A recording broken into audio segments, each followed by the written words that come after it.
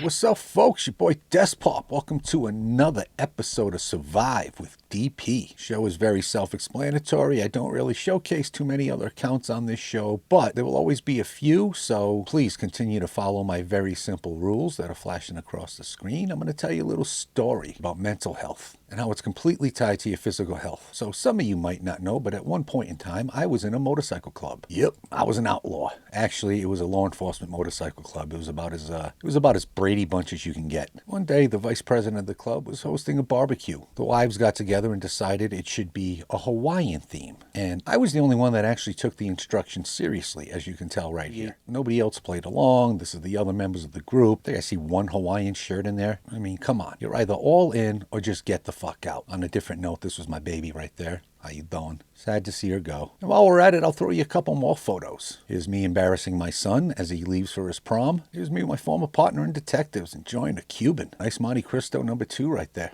For the record, I'm not the black guy. And I show you all that just to tell you this. You know, for years, back when I was experimenting with fucking with psychiatrists and psychologists and shrinks and all that bullshit, there was one thing they hopped on a lot. And it was obvious. This is a common sense thing, and that was my weight. That was getting in shape. My regular doctors, my physician too. And they always spoke of how getting in shape would help regulate your mood.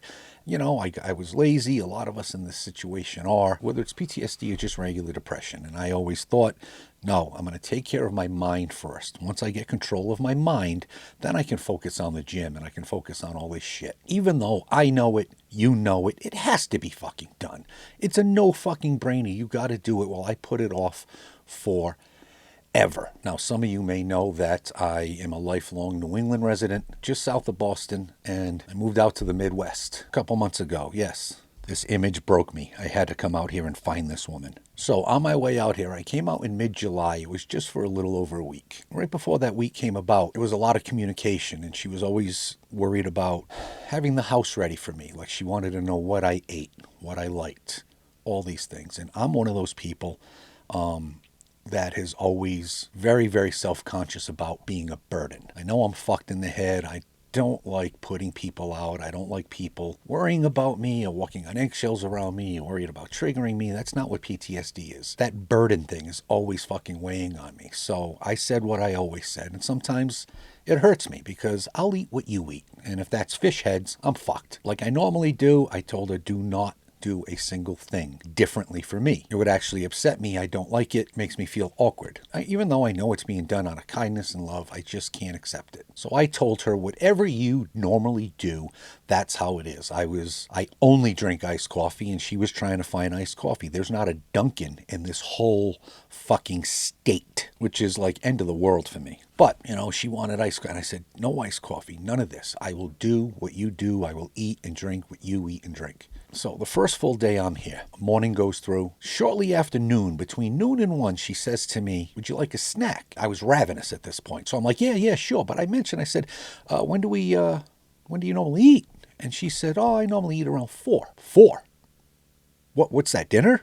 What about breakfast and lunch? She goes, oh, I only eat once a day. And I said, oh, you're intermittent fasting. See, back at home, this guy I worked with was on this huge intermittent fasting thing, and he tried to get me into it. And the way it went was, eat whatever the fuck you want, as much as you want, one time a day. It doesn't fucking work, dude. It doesn't work. By 11 o'clock at night, I was having a mental fucking breakdown. Every fucking night, right before midnight, I cleaned out an entire king-size bag of Doritos. The family-size bag has 2 extra chips over the normal-size bag, but they convince you to spend an extra $4 for every night. A pint of fucking... I couldn't do it. It was impossible. The guy that told me about it couldn't do it. Motherfucker was always popping a Snickers in front of me. It was impossible to do. So I mentioned it to her. She didn't know what intermittent fasting was. She's like, I never heard of that. I just know what carnivore is, and that's what I do. She was on carnivore. Whatever. I take a snack. It was just a fucking handful of morsels. Might have been a cheese board. I can't remember the first one. But, you know, it was carnivore friendly, and ate it. 4 o'clock came, housed steak and eggs. And I mean, it was an 1.5 inch thick ribeye. It had to be a fucking pound with eggs, butter. It was fucking glorious, right? The next day, between 12 and noon, comes up to me again. Same routine. Offers me a couple of fucking morsels to hold me over. 4 o'clock, we eat. The next day, we're talking 48 hours later, she comes up to me between 12 and noon, and I can't believe I fucking said this. I didn't know I was going to say this. This just came out of my mouth. She said, "Would you like a snack?" And I said, "Actually, I'm still pretty stuffed from yesterday." Phew. Has anybody in the world ever fucking said, "I'm not hungry, I'm still full" from yesterday? That had never happened to me before. This is insane. I should have been fit for a fucking straitjacket. Stand by.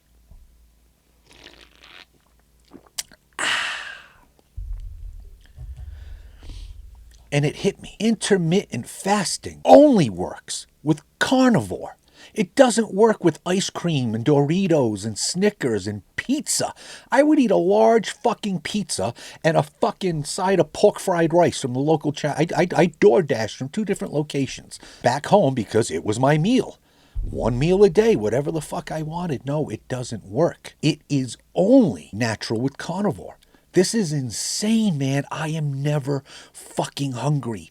Ever. I am never starving. I have to force down my noon snack every day. And don't get me wrong, there's still the psychological fucking problems of wanting that sweet. I was addicted to fucking cheesecake, sour candy, and once a week I do it. I don't cheat for a whole day. That defeats the purpose. I have 1 cheat item a week. It's usually ice cream, but it's not a scoop of ice cream, folks. This is full boat suicide. I fucking house the shit out of the biggest fucking ice cream you could ever see in a waffle cone. I do it about once a week, and it satisfies 2 urges. One, that psychological urge for sweets, but almost within minutes, I can just feel that puddle of shit in my fucking gut. So psychologically, I fucking hate myself. Can't wait to get back to carnivore the next day. And that's how it's happened. And I wish I could prove it without having to expose my entire HIPAA file, but just before I left to come here in August, I had a doctor's appointment. I clocked in at 252. I had topped out a couple years ago at 276.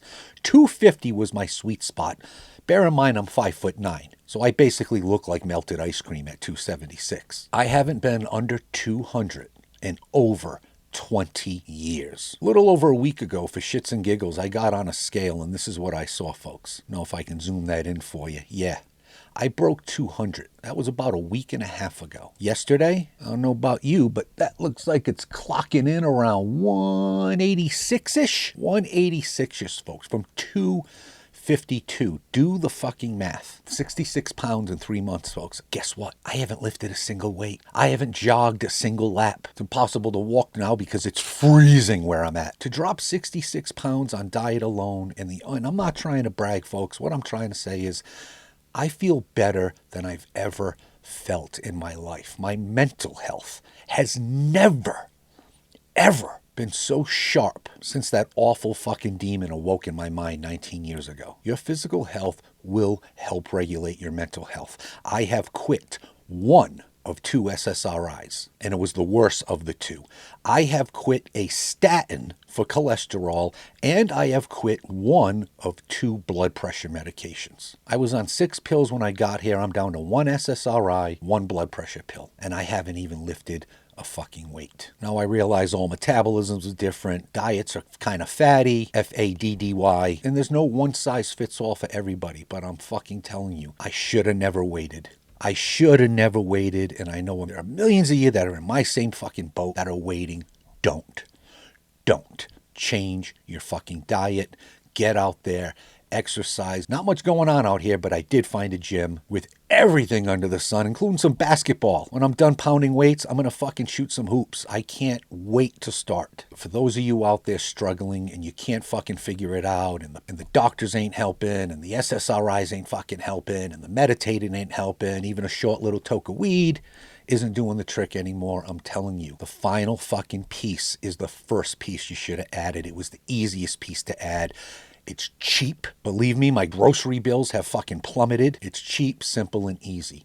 Get it done. Do it. Don't wait like I did. Failure is not an option. I just want you to survive. Till next time, later, bitches.